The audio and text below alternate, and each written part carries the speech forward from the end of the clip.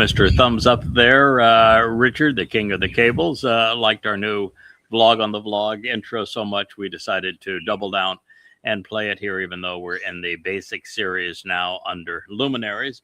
As I understand it, Leia anticipates having a new introduction for this series as early as tomorrow. So we're hopeful that that occurs. And I think we'll even have an enhancement either tomorrow or on Monday to the vlog on the vlog, a little different ending to it. Well done. It's fun to be introduced that way anyway. It's a very classy and creative and job mission, if you will, inspiring piece. So thank you for creating that for us. As we return to the Luminary series, we are now actually in the 15th chapter of that book. So we've made a lot of progress through this material. We are still, however, with Noach as we pursue the story of the Luminaries, and it is about to get especially interesting, particularly as we get toward the conclusion of Noach's life. And keep in mind, Noach is the father of Shem, and while Noach is the redeployment of Chanukh, the story was actually just beginning. The bad were gone, but the good had yet to get going. And that is a story in and of itself. Yahowah has revealed and will continue to demonstrate that Adam, Yahowah's firstborn,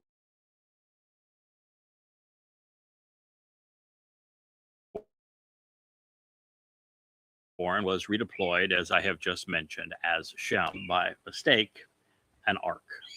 He was briefly inserted as Eldod as Moshe was melting down. That would be considerably after this point of time.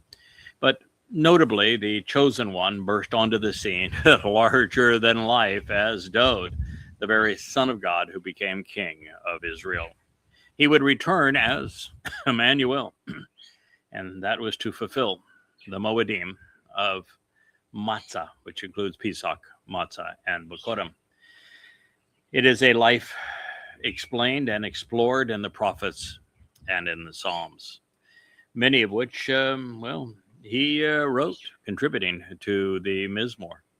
And as we know, glory awaits Yahweh's Gadowl and Ma'owr, greater luminary, as he will eventually settle into the responsibility of returning as king and being Elyon, the very presence and influence of God. Well, somewhat similarly, Chanukh was redeployed as Noach. He was reinserted to bolster Moshe alongside Eldod as Midod, but said nothing that was significantly relevant to record. Not at that time. That wasn't his mission. And he was given the opportunity to strut his stuff as Boaz alongside Ruth. This same soul would return as Ethan Ha-Ezraki on behalf of his great grandson, redeeming our Redeemer. And while as boldly confident as his predecessor, Boaz, Ethan was all business. He was a man of many words, and most of them were inspired by God. Boaz would reappear as the father of Emmanuel, as was foretold in Yeshaya 7. And like my son, I had written all about it previously, my words captured throughout the Mashal and also in his Mizmor. And now here we are. The same soul Yahowah chose to be with him as Chanukh and redeployed as Noach is sharing these insights with you as Yada, the long-awaited Nakar and the Choder. Even the purpose is the same, restoring Dowd's acclaim. But now, after 3 mostly mum lives by at least comparison, I'm the most vocal of Bashar heralds, having written and spoken more than all of the other players in God's story combined. And at this point, God wants you to appreciate that neither Dowd nor Yada began speaking for Yahowah. Item speaks twice, but says nothing of God, and that was sufficiently memorable that it was recorded. And we don't have a word from Shem nor from Eldad. And even with Dowd, he was well into his senior years before he became a prolific prophet. Corresponding to this, we hear nothing from Chinook. Not a word from the man. Noach's lone narrative is recorded a sentence before his passing is announced. And as was the case with Dowd, it wouldn't be until this fourth deployment that the man known as Ethan began to speak for God. And even then, he's credited with very little of it. And this is to say that even the Gadowl and Qatan Ma'owr are tasked with learning on the job. They grow into their sandals, if you will. They are sons before men, students before teachers. And even at that, knowledge and understanding, conclusions and insights are actually hard won. They are fashioned, they're formed with considerable time and effort. It is the way it was. It is the way it is. It is the way it will always be, now and forever. As suggested, there is more to the story than Noach, Shem, and family within the Tebah that Yahowah shared and that we benefit from knowing. So let's jump back in. Let's hop back aboard and glean what we can in this amazing ride on the Tebah, the vessel of insights. It reads, God always remembered and continually proclaimed what he thought about the memorable man, Zakar Eth. He recalled and provided a reminder mentioning these events pertaining to Noach, who is, in this case, the memorable man. He is a reliable leader and a spiritual guide based upon the etymology of his name, a responsive explorer who directs us to a safe and peaceful place.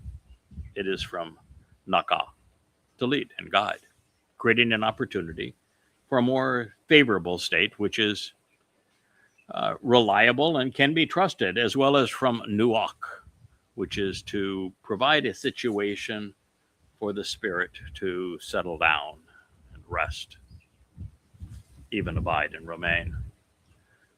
Along with all of the life forms, including all of the animals which were with him in the Tebah, this vessel of insights and this ship designed for the harvest. Then God caused the Spirit like a wind to pass over the region, and the waters subsided and they receded. It's a lot to convey in what is just considered one verse. Bereshith, in the beginning, the opening line of the 8th chapter. Now here we take note that there are very few Zakar in God's story. He would refer to them as memorable men. But Noach is clearly among them. He is an exemplar, a man through whom participation in the covenant, involvement in the very family of God is made possible. When we listen and respond to Yahowah, doing as he has requested, he will think favorably of us and remember us. Zakar, And considering who he is and who we are by comparison, that's a pretty good deal. When his family, Noach and his family had been passed over as a prophetic example of what would happen in Egypt at the inception of the Exodus, particularly during the first Passover. The Tebah is a symbol of Yahweh's spirit, protecting Noah during the storm and therefore extending his life. Searching for Noah's ark seems to be more captivating to people than considering Yahweh's word. And finding the reason behind the story of the flood is something that very few people even consider.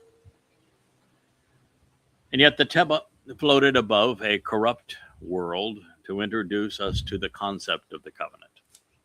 And yet, ignorant of its purpose, countless people have mounted expeditions to Mount Ararat, and even more have scoffed at them. So that we do not leave this stone unturned, let's consider what Yahweh revealed. He says the waters withdrew and returned out of the region, departing and traveling back. The waters receded at the conclusion of 150 days. It is so obvious that it is hard to fathom why no one has mentioned it. The verb shub means to return. Since the floodwaters did not go back into the sky, it means that the principal source of the deluge was the place to which they returned, the sea. The region was inundated with water as a consequence of an asteroid strike and the resulting tsunami. The waters would eventually depart, traveling back from their furthest extent unto the sea, 150 days after the initial onslaught. As a result, the Tebah would go with the flow. Well, that is until its keel hit ground. The text reads, the Tebah came to rest in the 7th month, on the 17th day of the month, among the mountains of Ararat. Now, just so you don't miss the guidance, Noach's spiritual rest is, as I've shared previously, is the basis of Noach, and it was just repeated here with the Tebah coming to Noach. Also relevant, the 17th day of the 7th month is the second of 8 days of Sukkah. God did not say that the ark was on Mount Ararat. Harvey in the plural can mean, it's Hari, I should say. No, there's no V in it. Hari, particularly in the plural, can mean high country and ridge lines, mountains or hills, but it is not typically rendered as mount. Further, al can mean near, before, close to, among, and even toward, just as easily as on. Having descended with the returning waters, the Tebah would have actually been pushed away from the high country and the ridge lines. It is not only basics hydrodynamics, but this is also what Yahweh described. According to the Brown Driver Briggs Hebrew and English lexicon, and almost every other linguistic tool I consulted on the subject, analysis of cuneiform inscriptions revealed that Ararat in Assyria is Urartu. It is a region in eastern Armenia between the Aras, the Araxes River, Lake Van, and Lake Urmia. The Aras River travels along and about 100 miles north of Lake Van and then turns southeast on the other side of what's considered Mount Ararat today. This places the summit of the volcanic range less than 75 miles north by northeast of Lake Van, which was coterminous with the Garden of Eden. These mountains run north and south and perpendicular to the eastern Taurus Mountains, skirting the northernmost Iranian and southernmost Armenian borders with Turkey. There has been a credible account regarding the resting place of the ark that was initially provided by a fellow named Ron Wyatt. He has subsequently passed away. I have met with his widow. I have been in his home. I have seen his museum. That was many years ago, however.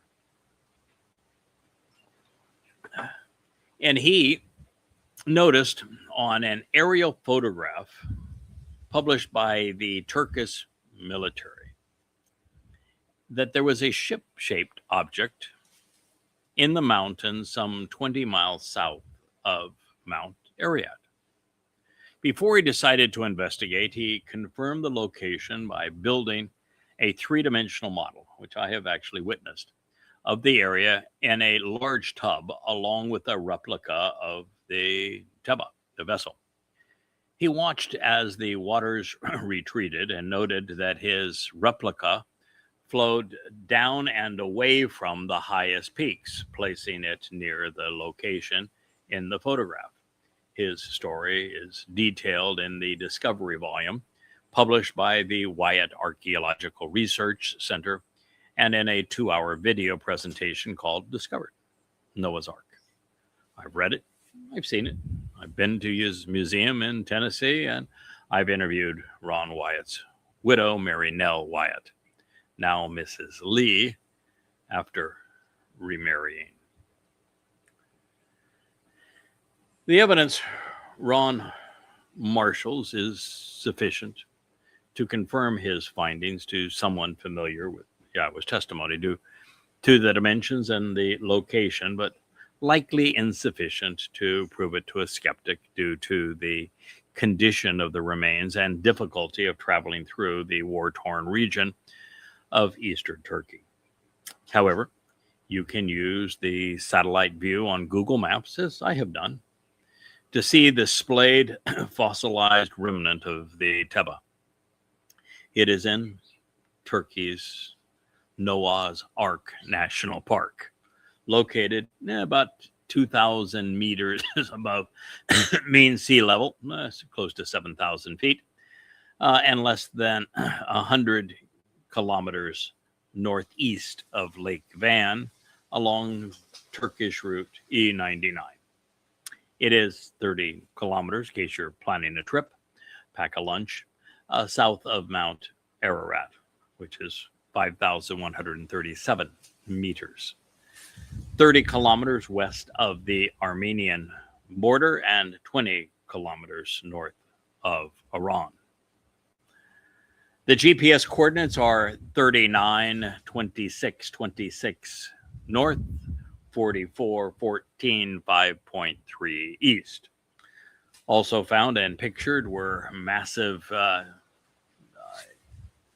drug stones. Now, these were used to create drag.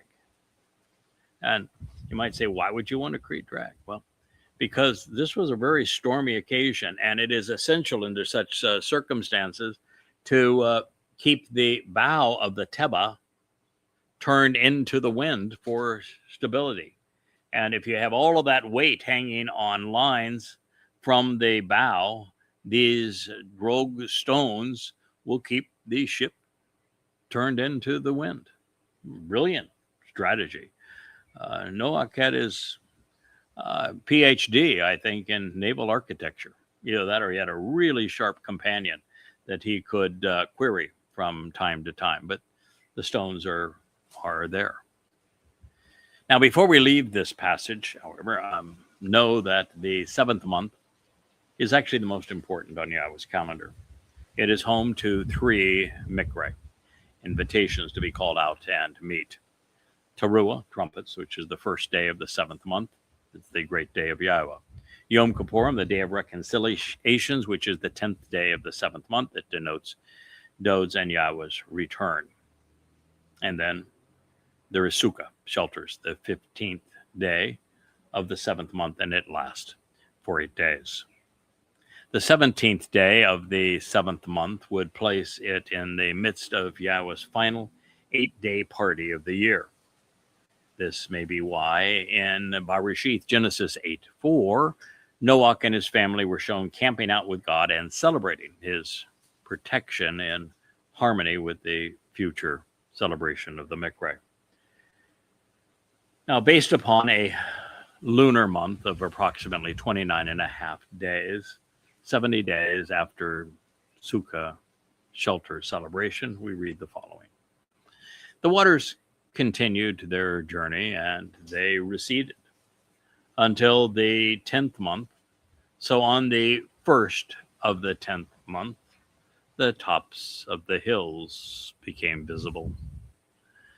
That is to say that they were no longer concealed and blanketed in snow, and that the clouds and fog had finally lifted. Yahweh repeats things that he wants us to understand and never forget. 40 happens to be the time designated in the Towrah for a completion of a time of testing. Continuing with his narrative, and then it came to pass after the completion of 40 days, Noach opened a window of the ark, which to get the most out of this beneficial relationship and journey through life, he had acted to fashion and form. Bereshith, Genesis 8:6. With Yahweh, we always have access to the light, a portal to see God, and a window of opportunity. And while that is true of any day, timing still matters to God. So we can measure it in periods of 40 as we count the years from the garden and then back to Eden. Specifically, there will be 3 full sets of 40 Yobel years from 3968 BCE, when we were escorted out of the garden, Adam and Chawah were, to 1968 BCE. From 1968 BCE, which is when Yishak and Abraham climbed Mount Moriah with Noach and Shem as witnesses to affirm the covenant's narrative, there would be another exactly 40 Yobel to 33 CE, which is when Dowd and his father Boaz combined to fulfill Pesach, Matzah, and Bikurim in 33 CE, which is year 4,000 Yah. Of course, then from 33 CE to 2033, which would be year 6,000 Yah, when the rest of these fall Miqra'ey are fulfilled, we have another 40 Yobel, each demarcating monumental events and our return to God's company. That is, so long as we do as Noach had done and engage, opening the window to perceive what God has to say to us. Now, if we move on, it's worth noting that ravens are smart. But, that only gets a person so far, and often into trouble. They are as black ever gets, and they can be mean. Therefore, the moral of the story is that not every approach to God works. It reads, he sent out a raven. It went about leaving the area. And then it turned around and came back until the waters were dried up from the area. Neither the Tebah, Beryth, Towrah, or Yahowah would be served by this bird. The raven was clever, but too much like the adversary, not unlike the men who had once lived in this region. But more than this, it is likely that Yahweh wanted the covenant family, to bond a little while longer. The eighth statement reveals the universal symbol for Yahweh's spirit and for the him descending in a way that can relate to us, to resolve conflict in our presence. It reads, then he sent forth a dove from him to see if the waters had receded and become of little concern, Kalal, from upon the surface of the ground, Adamah. However, the dove did not find a resting place for the soles of her feet, and so she returned to him and to the Tebah, because the waters were still on the face of this entire region.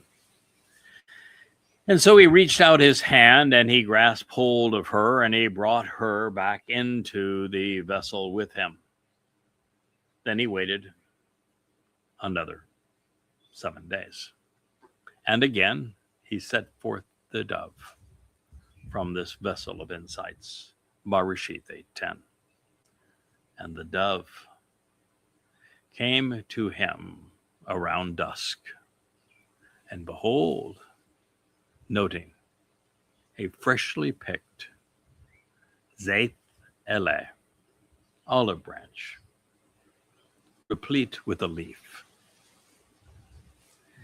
It is Zayth Eleh, which is foliage from an olive tree, including a leaf and a stem, from Allah to ascend, rising up, and an unused root for Zayth, meaning to be brilliant and bright.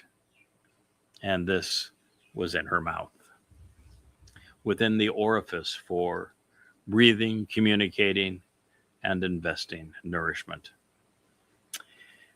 And therefore, Noach, the spiritual guide and reliable explorer, he knew, yada. He became aware, and he acknowledged. He was shown and understood. And by being observant, he acquired and became familiar with the information he needed to realize and comprehend something vitally important. This was call imperfect, third person singular. He actually and literally, genuinely, in concert with the relationship between him and the olive branch even, became cognizant with unfolding consequences, which led to continual understanding by ongoing observation. That indeed the waters had receded and there was no longer a concern throughout the region. To address some of the symbolism associated with the dove, Yonah describes the kind of life Yahweh would like us to live. The covenant's children are to sparkle with passion and enthusiasm. As heirs of the universe, we should be effervescent and eager, living life with vitality and gusto. God's just not into sourpusses. I know that every life has its moments of depression, but we need to recover from them. We need to sparkle with the passion of enthusiasm. That is the root of Yonah. Live life with gusto. Now, the reason the dove was not initially successful was to demonstrate the value of perseverance. If we prevailed with our first attempt every time, there'd be no challenge to overcome, no opportunity for growth, no occasion to reveal our fortitude and character. Now, for example, I have worked on this for so long, and over the last quarter century have learned so much. I think it's now my 10th edit of Yahowah while composing these 3 volumes of Coming Home simultaneously. I have recomposed every translation and rewritten most of the commentary for every book multiple times. It's exciting because the improvements demonstrate that we are continuing to grow, both in knowledge and understanding. And truly, the more we learn, the better we are positioned to learn. The more we comprehend, the more we can understand.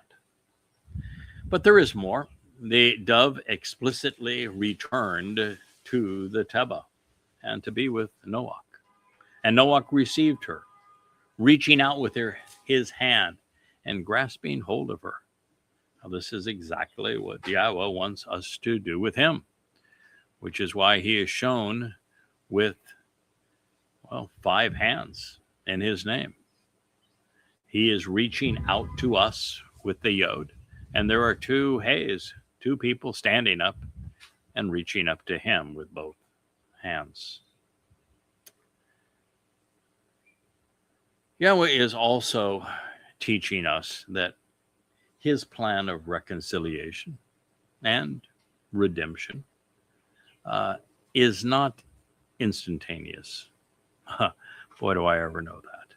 It instead plays out over the course of the Moedim, over months, over years, over the millennia. Represented in this case by the additional 7 days is to direct our attention to this reality. Moreover, he too will return around dusk on Kippurim, just after the world has turned hideously black. We will see the ultimate light. The Zayeth Ele, the olive branch, is also revealing in that the olive represents the spirit and the branch, the sun.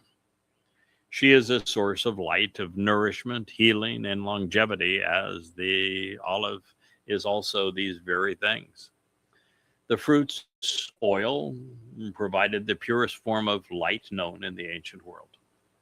By its flame, dark places were brightened, and people who read in its glow were enlightened. Olive oil was not only healthy, it was medicinal, healing those who were suffering. Now, Dowd, with whom Yahowah will return, is represented by the Ele, the branch. But so is Noach, who will become Yada as the Towrah, the branch from the tree of lives and of knowledge, by presenting leaves to the light and bearing fruit. God's foremost branches enable the covenant family to ascend, rising up to God as we become Zayeth, brilliant and bright. The beneficiaries of their fruit are properly nourished, and they become fruitful in and of themselves. And speaking of such things, we have another affirmation that the entire world wasn't flooded. For an olive branch to be recently plucked, tender and fresh, there were trees above the floodwaters. An olive tree will not survive a month, much less part of a year, with wet feet. Now, moving on to one of the most empowering words in the Hebrew language, Noach came to Yada, to know, which he could know these things that he would not otherwise see. He, Yada, because he was aware and he acknowledged what could be understood based upon what he needed to know. By being Yada, observant, he acquired the information that he used to comprehend something vitally important to his family's survival. Yada is used in the title of all of these series of books. You can see them over my shoulder here. In fact, that's the whole series that represents about a quarter of the books that I have written, and they're all offered free at yah.com. But they all bear the title, Yada, to know Yahowah. So it is important to recognize that God wants us to Yada him. As is the case with the covenant, our journey with God is just beginning when we are beginning our walk out of man's world. And it concludes when we walk into his. So what follows suggests that Yahowah is especially supportive of families as well. He continues to be interested in the well-being of animal life. And of course, to be of value, we must continue to be productive, all of which is conveyed. Then God spoke to Noach to say, come out of the Tebah, you and your wife, your sons and your sons' wives with you. 8:16. Bring out with you every one of the living creatures which beneficially were with you, so that they may be fruitful and become numerous throughout this region. And then Noach went out, his sons and his wife, and his son's wife with him. Every one of the life forms by their genus came out of the Tebah. Then Noach built an altar, a place to question the who, what, where, why, when, and how of a sacrifice. It is from an interrogatory asking these very questions, and it is about Zabak, making the sacrifice, to approach Yahowah. So he selected and accepted some from each of the clean animals and some from each of the clean birds, and he lifted them up, raising them at the altar. So this exodus from the vessel was clearly a celebration of life. These are the two things God holds dearest. The next to life and family, Yahowah values freedom. He did not keep these men and women or the animals cooped up inside the Tebah any longer than was absolutely necessary to secure their safety and their freedom. The door was opened for all to live, reproduce, grow, and to explore. Noach's first thought as he disembarked was to thank Yahowah, showing his appreciation for sparing his life, his son's lives, his wife, and his sons' wives, in addition to the lives of all of the animals aboard the ship of the harvest. In this regard, he built something. He did not get down on his knees, he did not pray, and he did not worship God. He went to work, constructing something expressly designed to demonstrate the restoration of life and the continuance of the family name, which is what Bana means.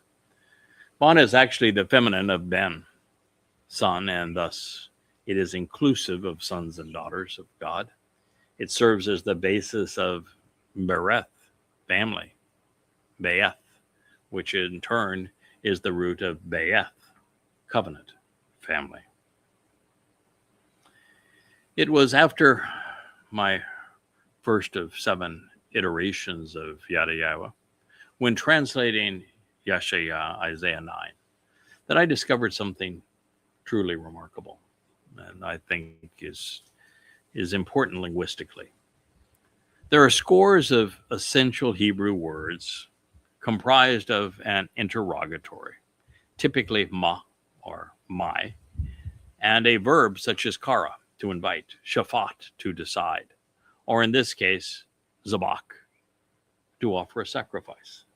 In each case, the addition of the interrogatory encourages us to ponder the who, what, where, why, and when, even how, of the verb's action. Miqra'ey, therefore, speaks of pondering the who, the what, the where, the when, and the how associated with Yahowah's 7 invitations to be called out and meet. Misfat, as a compound of my and shafat, addresses the various means to exercise good judgment and make informed decisions regarding the process God uses to resolve disputes. Likewise, Mizbach is a place to question, the who, the what, the where, the why, the when, and how of an impending sacrifice. It was introduced at this time so that we would contemplate how, when, where, why, and even how Dowd would become the sacrificial offering which enables our safe passage from earth to heaven. Even Noach would be laid on a mizbach, about a millennia after this episode, when serving as the Adamah Perah on Towrah. And this altar, like the one on the Temple Mount in 2033,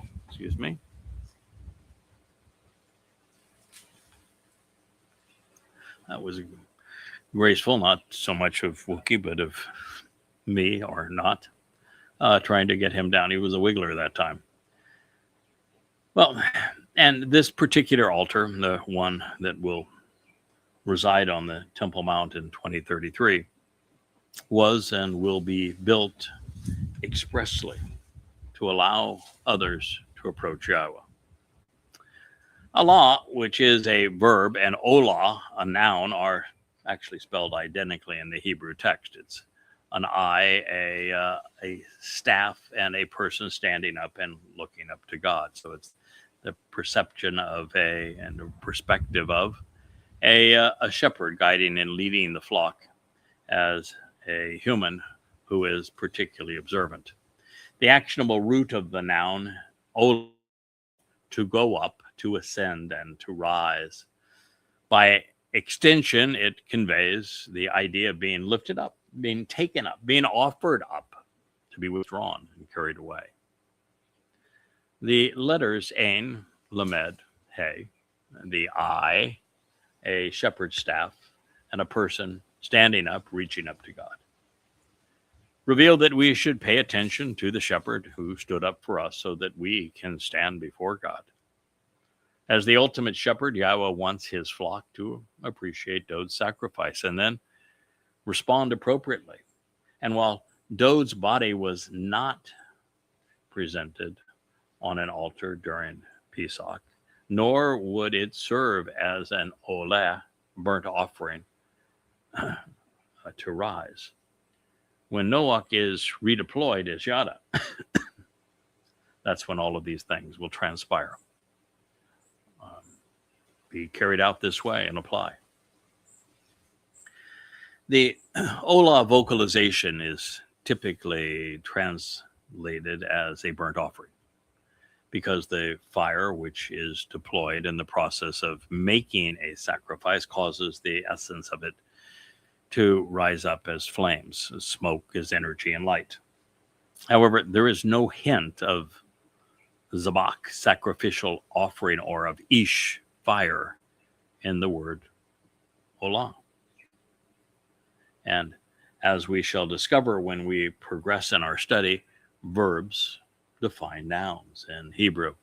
Therefore, olah's definition must be consistent with Allah, which is written identically in the Hebrew text, and it means to ascend.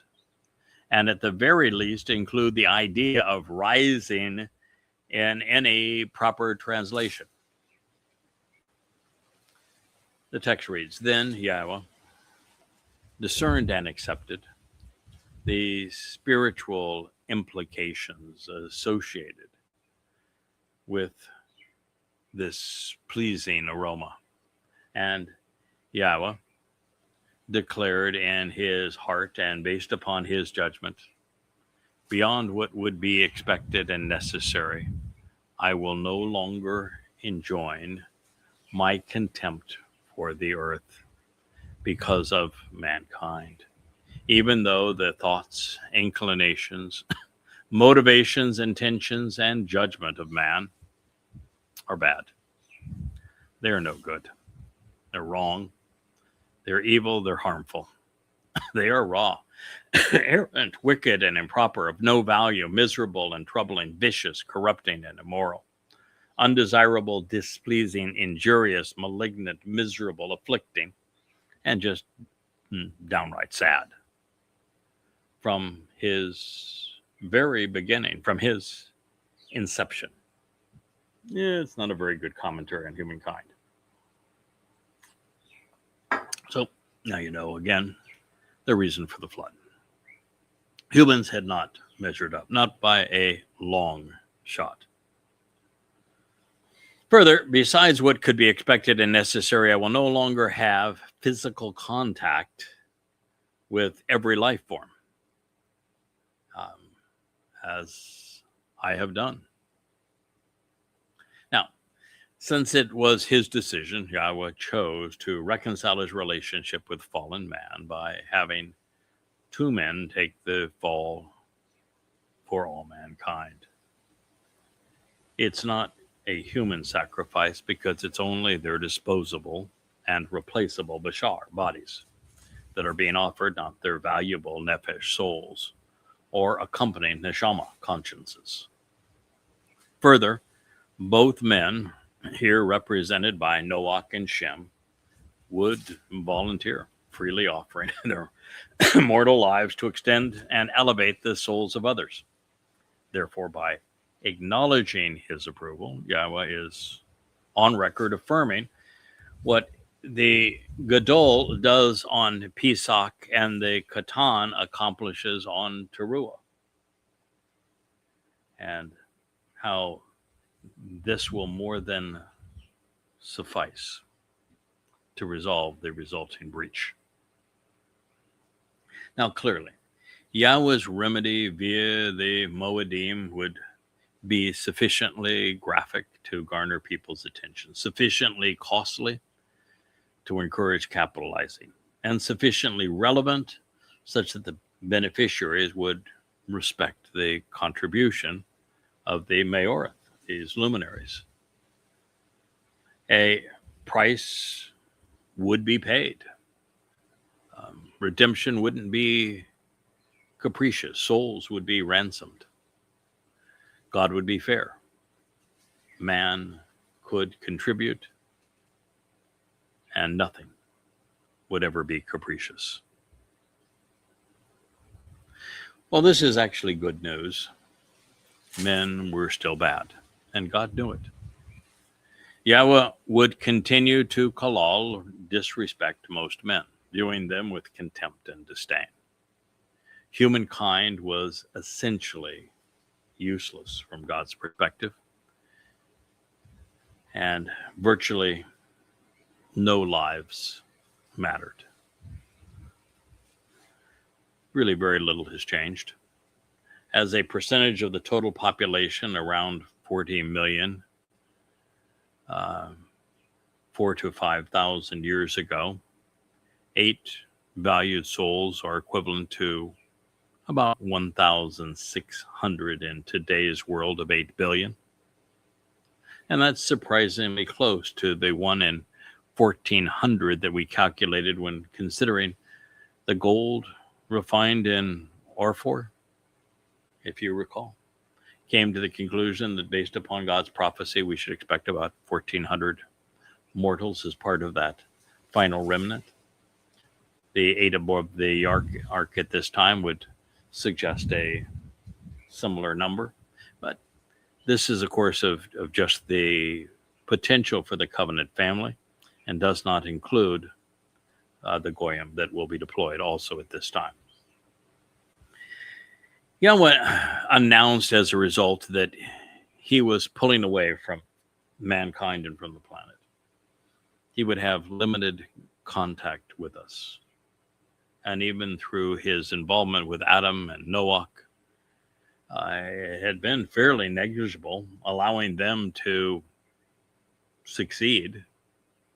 Future engagements would be very few. They would be short-lived. They would be far between. God would inspire men to lead and guide men, occasionally meeting with us via a voice or avatar, but he would not walk with us again. And that pretty much blows the Jesus myth to smithereens. It also means that if you want to know God and to walk with him, his advice would be for you to listen to those he has chosen to speak for him. The implications are intriguing. Well, it isn't my place to judge, and none among us would have done any better. God appears to be saying that his approach may have been excessive and it may not have been enough, which is to imply that it was, at least in part, born out of prior frustrations. The world he had so meticulously conceived was being polluted by a creature he had created for the opposite purpose, to tend to his garden. Rather than celebrating life, man had become a vicious predator. Instead of meaningful conversation and exciting exploration, man was awash in a sea of lies and of conquests. The part of himself he had given to us, his neshama, his conscience, was now a weapon. The hands he had fashioned to hold were now grasping spears.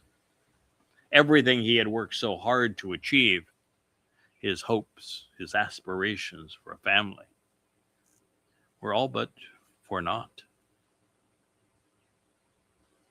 And truthfully, all he gained by the deluge was some time.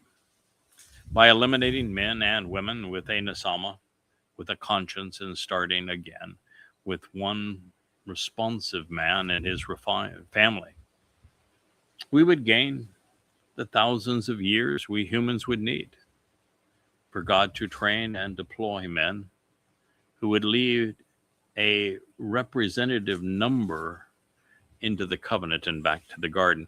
But that actually wasn't the intent. The primary intent was to mother and father Shem, who was Adam, who is Dowd. God created Adam, who is Dowd, his firstborn, to be his son, to share life, to share the universe. And yet, he didn't measure up, not initially. And God knew that there was nothing that he or his son could do to change that. You see, God was too far removed from Dowd, 7 dimensions verses 3, for Dowd to be able to relate directly to God. He would have been too intimidating. And so God's solution was to present Dowd all manner of parents. Well, not all manner of them. He picked 2 people to be his parents throughout time. But through all manner of time, over 6,000 years, and over 6 distinct lives, Dowd at different times in those lives, and sometime for all of those lives, was given a earthly mother and father to love him, to support him, to nurture him, to encourage him, to support him, to teach him, to guide him. And that was the purpose of building this Tebah together. It would be Noach and Shem working on it together. And they would grow as a result, and Dowd would come closer to the man he would need to be. And at other times, of course, just for the experience of it and to prove the point, God allowed Dowd to be on his own, and it's not how he was designed. He was never designed to be on his own, and it did not go well.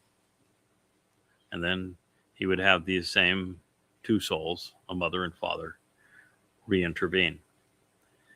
And ultimately, the only reason for the mortal remnant in the end is because God wants his beloved son to have a kingdom. And to have a kingdom, you must have those that are part of it.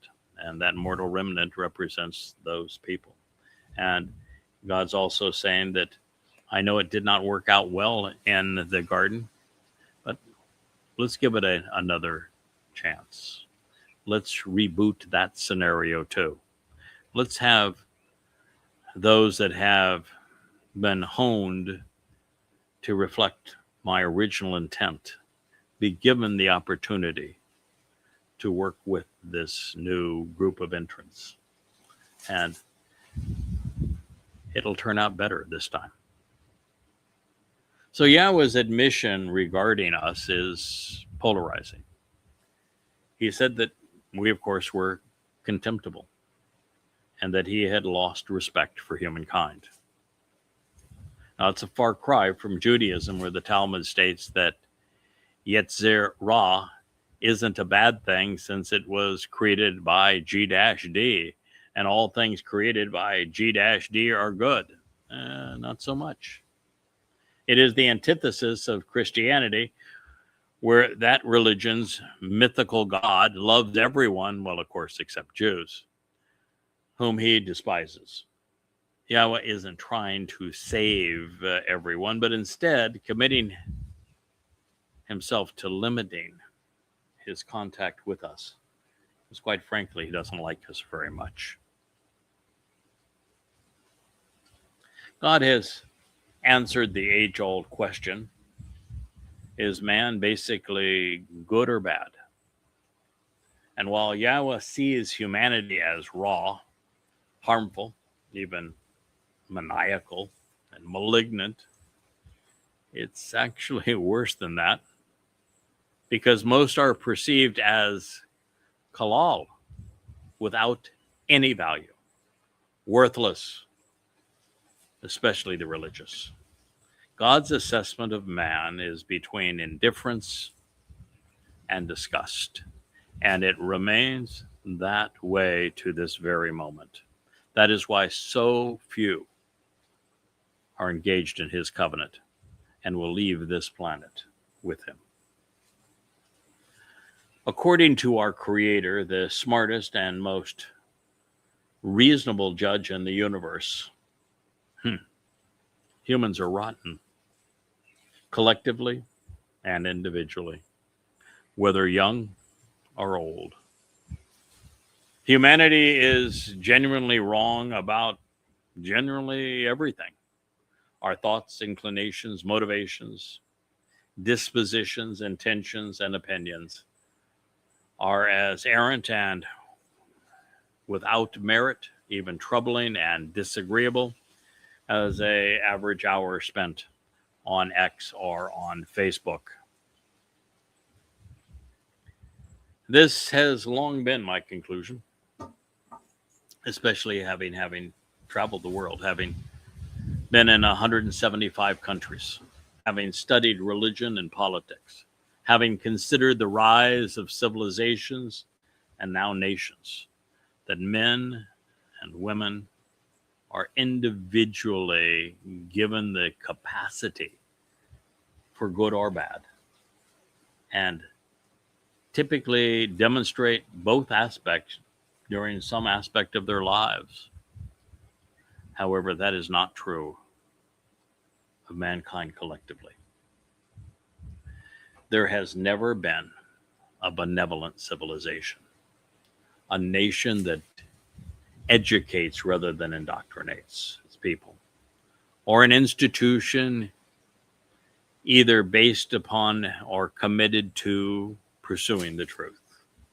Collectively, man is deadly and oppressive. Our religions and political schemes have caused this to be so. They have ruined us. Now, this is not my opinion, but instead an informed and reasoned conclusion, one proven correct based upon the observable evidence and Yahweh's admission. Should you disagree? Should you prefer a religious, patriotic, humanistic, socialistic, or conspiratorial view to God's take? Well, take up your argument with him and see where it leads now that he has already stated his conclusion. As for me, I see Christianity and Islam, Judaism and Marxism as undeniable proof that mankind has a penchant for evil. So after telling Noach that he could eat whatever he wanted, anything that was moving, without any dietary restrictions, we find one of the many emphatic statements from Yahweh against consuming blood. Then Yahowah explained that shedding of blood would be required for mankind because men had shed so much of it. And this then became an ode to Pesach and to Towrah, where the blood of one suffices to purge the guilt of many. God reminds us that we were made in his image, a lesser dimensional representation of himself. That is to say, we have the potential for better, such that we are enriched and empowered, emancipated to soar through dimensions well past our own. Now, to achieve this vastly preferable state, Yahowah encouraged this small sample of humans, all imbued with a Nasama conscience, to be productive. Even with most humans remaining rotten, he saw that we individually maintain the capacity to prove ourselves worthy, ultimately garnering Yahowah's attention and his trust. Powerful statement. Then God spoke to Noach, the spiritual guide and reliable leader, and to his sons with him to say, now pay attention, please, to me.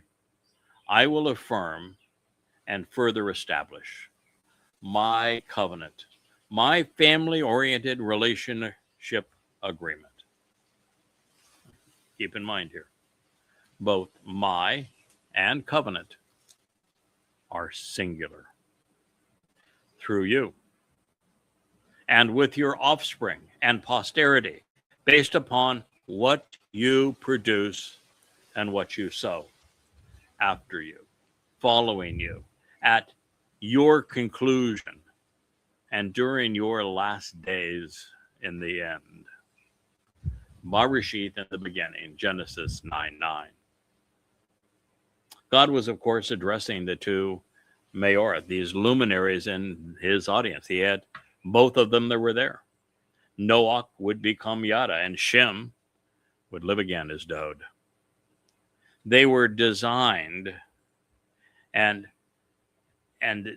disclosed 8 chapters ago in this very same Towrah in its opening book as the witnesses who were willing to fulfill the Moedim, these restoring appointments of the eternal testimony. They would be redeployed souls. This is what they have sown. This is what they will harvest. The audience was comprised of Noach and his sons, including Shem, because the Beryth would be set up and established over the generations and through the millennia.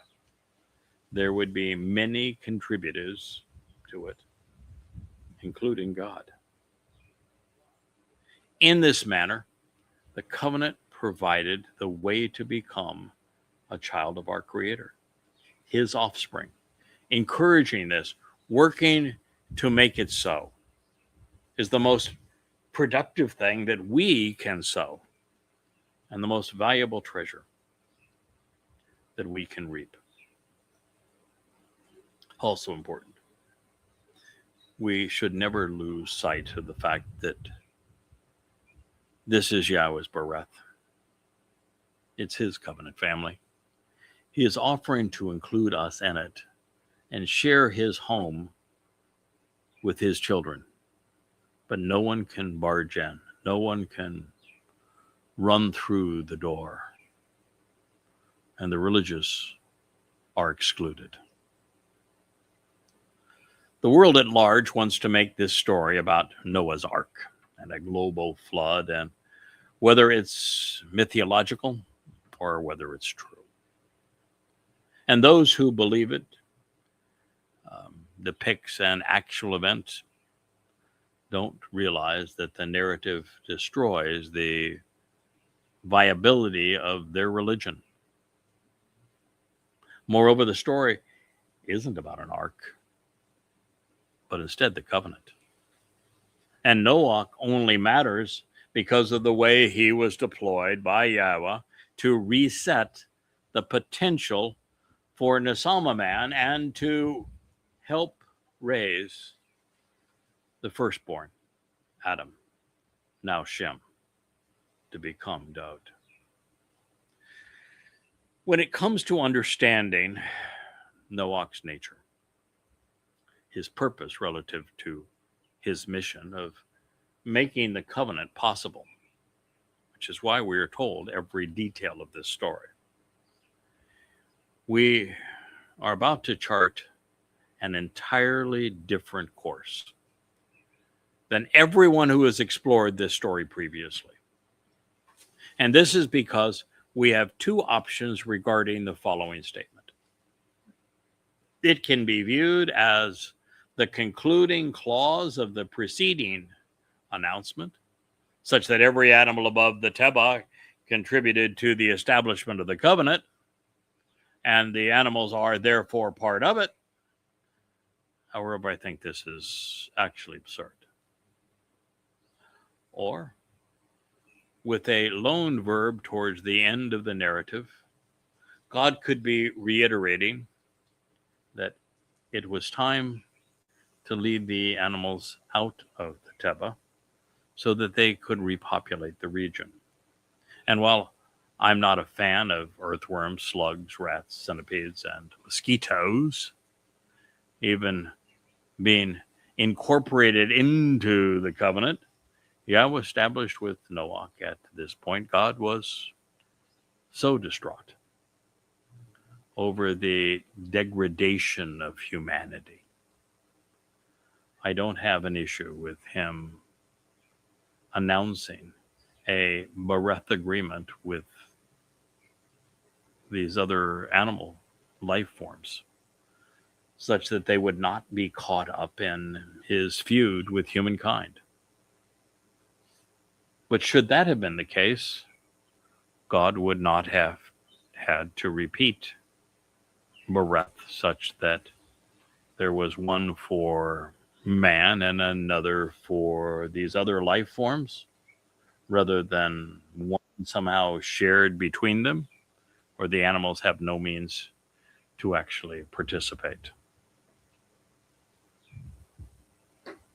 However, since covenant is singular, and there is not a separate one for other living beings, we're forced into making a determination that will profoundly affect how the rest of this narrative plays out. Should animals other than man with a neshama, conscience, be allowed into the Beryth covenant, there is no longer any purpose for the Ma'owr, or for a Nesama, for Adam or Eden, for Noach or the flood, for the Tebah or the Towrah, for Abraham, Yishak, Jacob, Dowd, or the Moadim. Animals cannot read. And everything we have from God regarding him and our relationship with him is presented in writing. There would be no way for God to communicate the expectations for other life forms to express their consent. The Passover lamb in Miqra'ey spared the firstborn sons of Israel, not ewes, calves, colts, or fledglings. Yahweh's bull restores the remnant, not livestock. Even the concept of animals having a religious guilt that must be carried away or purged through matzah is nonsensical. Therefore, the message here and that which follows isn't about Bahima, beasts, participating in the Beryth family, but of God caring about being protective of life in its many forms. Now, one last thought before we move on. Since the animals that drown in this region during the flood had done nothing wrong, why were they caught up in the carnage? The fact that God thought sufficiently about them that he had Noach spare each species from extinction is problematic, because the same life forms existed outside of the inundated area and would have naturally migrated back. And had there been unique critters living exclusively in this place with DNA, then Yahweh could have created others. After all, he would have had to replenish all aquatic animals, would he not? Since all of them would have perished in that Tebah without aquariums. My best explanation for what is otherwise inexplicable and troubling is that Yahweh wanted to teach us a lesson, and he wanted to offer us an opportunity to prove ourselves worthy. He offloaded the responsibility of protecting life to this man and his family. He was saying, if you want to live with me, show me that you value life by making a contribution to its viability and sustainability. Just as he had coddled and protected, nourished, and guided man in the garden, Noach was afforded the opportunity to do the same for others, thereby showing his appreciation, his comprehension, his character. We were given the opportunity to embrace shared values, enchanting and enhancing our relationship. I think that's rather profound. That it's one thing for we humans to say, I care for animals, and to cry when an animal is suffering. And it's another thing altogether to do something about it, isn't it? Noach and his family were given that opportunity. We, therefore, as humans, with the Nesamo, were given that opportunity. Fortunately, Noach and his family measured up. They met the expectation. They did what needed to be done. These things considered, be aware that Nephesh, Che, Oph, Bahama, and Chawa are all singular. Only Atem, you, is plural.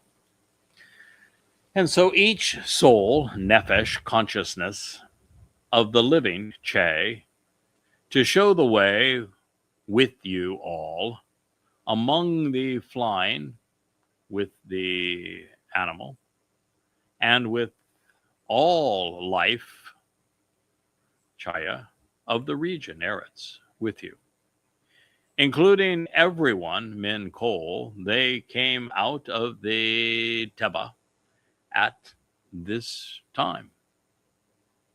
Tebah is misspelled in the text here. I will have to go back and edit that if I haven't already. Every life form of the area. Now, set between two affirmations of the covenant, Yahweh may be saying that man and animals have a symbiotic relationship. And we do. Animals must survive for humankind to survive. Therefore, souls would live in the proper way in the relationship to one another because of what Noach and his sons achieved. Life would survive, and certain of us would fly as a result of this Tebah, this vessel of insights regarding the harvest. He may also be addressing the fact that he is bringing us back to the garden, where animals, I think, and God seems to concur, are going to be a very important part of the experience. Just because there isn't a covenant with the animals, at least in the sense there is one that has conditions and benefits expressly stated by Yahweh for humans with a Nesama, doesn't mean that God doesn't have a special place in his heart for the life forms that he conceived, and knows that our experience on this earth over the next 1,000 years is going to be tremendously enhanced by life. And that in the millennia thereafter, exploring other life forms, developing other life forms is going to be a huge part of what we do together with Yahowah. So no matter how you view what was said, Yahowah would not repeat the words Kumeth, Beryth, Ani again until his 5th of 7 meetings with Abraham. However, be aware that the follow-on statements differ considerably between these prophetic declarations. In this light, while God continued to use the plural expression of you, everything that follows remains singular, including Bashar, and the verb addressing the individual represented by the title Bashar.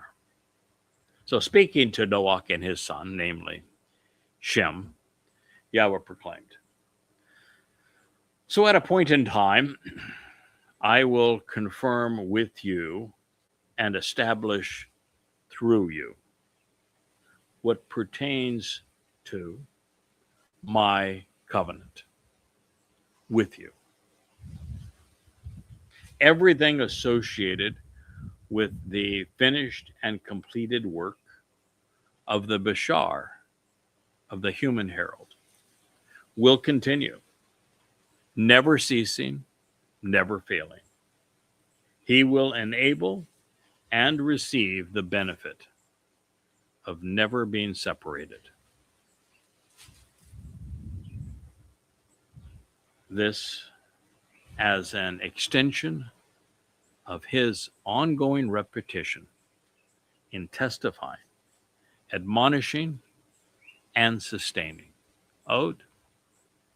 Beyond the expected point in witnessing, helping, and warning, from Ood, to sustain, to relieve, to assist, to aid, to testify, to observe, to serve as a witness, execute justice, and take responsibility, to admonish and to warn, while speaking with the utmost confidence, all as a result of the waters which inundate.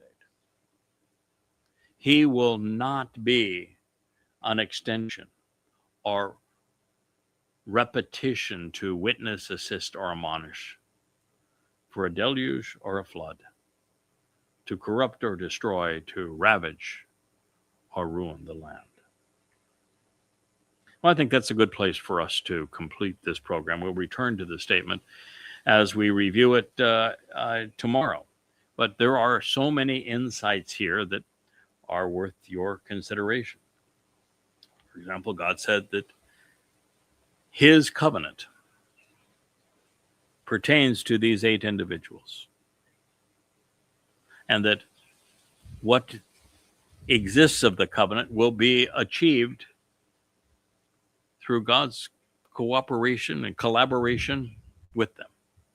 They will stand up, kum, to establish Yahweh's covenant.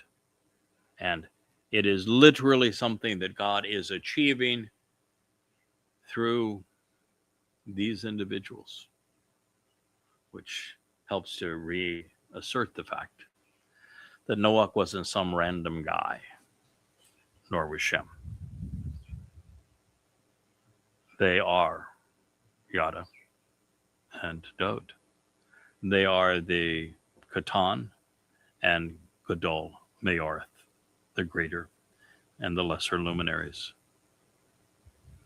So God is saying that everything associated with the finished and completed work of the Bashar. The Bashar is not out on a vacation. He is committed to doing what needs to be done, every aspect of what needs to be accomplished, everything pertaining to this human herald. It must continue. He will never cease. And he will enable and receive the benefits of never being separated, lo kara, as a result. This is all an extension of this ongoing repetition. He is one of the souls redeployed. He is a witness. His job is to admonish and to sustain, to relieve, to assist, to aid, to testify, to observe, to serve as a witness, to execute justice, to take responsibility. And all of this happens in conjunction with the result of these waters which have inundated. It was manifest for us in the episode of the flood. It will be re-manifest as Yahowah releases the flood waters from under the Temple Mount to purge the religious guilt from the mortal remnant in 33 CE, 7 years from now on Towrah. So he is not to be an extension or a repetition of this particular witness. For a deluge or a flood that is in any way corrupting, there will be no more ravaging or ruining through an inundation of an upwelling of water. Not in the land. It will not ruin. It will not corrupt. It will not destroy. It will purge. It will cleanse. It will sponsor new life. And that, my friends, is the message of this story. As we conclude with Bereshith, Genesis 9:11, I look forward to being with you again tomorrow. It will be the approach to a Shabbat. We will do the vlog on the blog in the morning and family hour in the early evening.